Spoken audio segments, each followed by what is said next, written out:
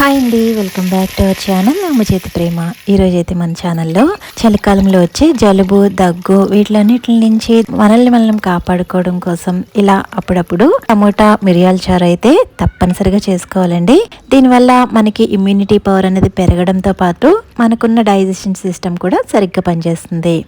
దీనికోసం అయితే ముందుగా నేను ఇక్కడ 5 పండిన టమాటాలను తీసుకున్నాను. ఇవి చిన్న సైజులో ఉన్నాయి కాబట్టి 5 తీసుకున్నాను, కానీ మీరు మీడియం సైజ్ అయితే 4 అయితే సరిపోతాయి. ఈ టమోటాలని ఇక్కడ చూపిస్తున్నట్టు ముక్కల కింద కోసుకుని ఒక గిన్నెలో వేసుకోవాలి.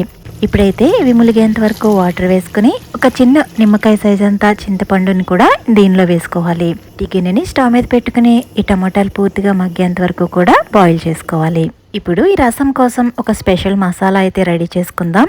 కోసం అయితే 1/2 స్పూన్ వరకు మెంతులు, 1 టేబుల్ స్పూన్ పచ్చిశనగపప్పు, 1 టీ స్పూన్ వరకు మిరియాలు, మరో 1 టేబుల్ స్పూన్ వరకు ధనియాలు వేసుకుని ఇవి కొంతసేపు దోరగా వేపించుకోవాలి. ఫ్లేమ్ని లోలో ఉంచుకుని ఒక 2 నిమిషాల పాటు ఇలా వేగిన తర్వాత దీనిలోకి అయితే 1 టేబుల్ స్పూన్ వరకు జీలకర్ర వేసుకోండి. అలాగే దీనిలోకి మీరు తినే కారానికి తగ్గట్టు 10 నుంచి 15 వరకు ఎండుమిర్చి వేసుకోవాలి. ఇక్కడైతే నేను 9 వరకు ఎండుమిర్చి వేసాను. ఇప్పుడు వీటిని కూడా మరో 2 నిమిషాలు ఇలా దోరగా వేపించుకోవాలి. ఇవి బాగా వేగి కమ్మన వాసన రావడం స్టార్ట్ అయ్యాక వీటిని అయితే పూర్తిగా చల్లారి పెట్టుకోవాలి. ఇవి చల్లారిన తర్వాత ఒక మిక్సీ జార్లోకి వేసుకుని మెత్తని పొడి కింద తయారు చేసుకోవాలి.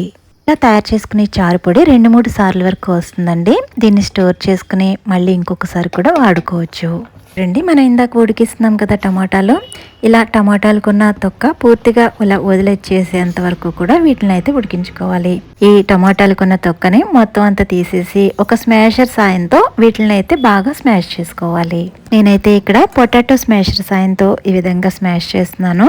మీరు కావాలనుకుంటే ఈ వాటర్ అనేది పూర్తిగా చల్లారిన తర్వాత చేత్తో కూడా స్మాష్ చేసుకోవచ్చు.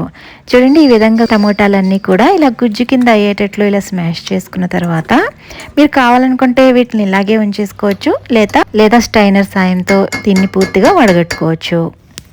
కొంతమందికి టమాటా రసంలో ఈ గుజ్జు అన్నది ఇష్టపడరు కాబట్టి నేను ఇక్కడ వడగట్టేస్తున్నాను. మీకు ఈ గుజ్జు ఉన్న పర్లేదు అని అనుకుంటే వడగట్టే ప్రాసెస్ అనేది స్కిప్ చేసేసి చారులోనే గుజ్జు అంతా ఉంచేయచ్చు. చూడండి, ఇలా అంతా కూడా వడగట్టుకున్న తర్వాత ఇప్పుడైతే ఈ రసంలోకి 1.5 గ్లాస్ వరకు వాటర్ వేసుకోవాలి. అంటే 1/2 లీటర్ వరకు వాటర్ వేసుకుంటే సరిపోతుంది. ఇలా వాటర్ వేసుకున్న తర్వాత మనం ఇందాక మిక్సీ పట్టుకునే పొడిని 1 టేబుల్ స్పూన్ వరకు వేసుకోండి. అలాగే దంచిన 4-5 వెల్లుల్లి రేకులు, 1 టీ స్పూన్ వరకు జీలకర్ర, 2 రెబ్బల కరివేపాకు, అలాగే ఒక 1/2 కప్పు వరకు కొత్తిమీర వేసుకోవాలి. ఇలా అన్ని వేసుకున్న తర్వాత 1/2 స్పూన్ పసుపు, రుచికి సరిపడా సాల్ట్ వేసుకోవాలి. ఇలా అంతా వేసుకున్న తర్వాత ఇప్పుడైతే ఈ గిన్నెని తీసుకెళ్ళి స్టవ్ మీద పెట్టి బాగా బాయిల్ చేసుకోవాలి. ఎక్కువసేపు బాయిల్ చేయని అవసరం లేదండి. ఇలా పొంగు వచ్చేంత వరకు బాయిల్ చేస్తే సరిపోతుంది. చూడండి, ఇలా పొంగు వచ్చిన తర్వాత ఇప్పుడైతే స్టవ్ ఆఫ్ చేసేసి ఈ రసానికి తాలింపు వేసుకుందాం. ఇప్పుడు 2 టేబుల్ స్పూన్ల వరకు ఆయిల్ వేసుకుని 4-5 వెల్లుల్లి రేకులు, 1/2 స్పూన్ ఆవాలు, 1 టీ స్పూన్ వరకు జీలకర్ర, 1 ఎండుమిర్చి, అలాగే 5-6 రెబ్బల కరివేపాకు వేసుకుని ఈ తాలింపుని ఎర్రగా వేపించుకోవాలి. చివరిలో 1/2 స్పూన్ వరకు ఇంగువ కూడా వేసుకుని ఈ తాలింపుని వేడిగా ఉన్నప్పుడే రసంలో కలుపుకోవాలి. అంతేనండి, గుమగుమలాడే ఈ టమోటా మిరియాల రసం అయితే రెడీ అయిపోయింది. ఈ రసం టేస్ట్ విషయానికి వస్తే గ్లాసులో వేసుకుని కూడా తాగేస్తారు, అంత టేస్టీగా ఉంటుంది. ట్రై చేసి మీకు ఎలా వచ్చిందో నాతో షేర్ చేయండి. లైక్ చేసి సబ్స్క్రైబ్ చేసుకోండి.